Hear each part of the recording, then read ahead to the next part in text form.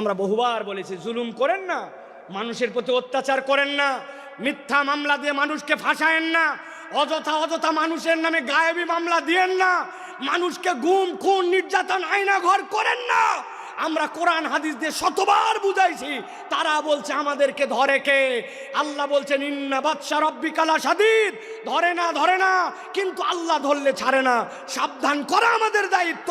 যদি না মানি, আল্লাহ বান্দার সাথে কি করবেন এটা আল্লাহর ফয়সালা, ঠিক কি না? চোখের সামনে সব প্রমাণ, আপনি তারপরে প্রমাণ খুঁজে পান না।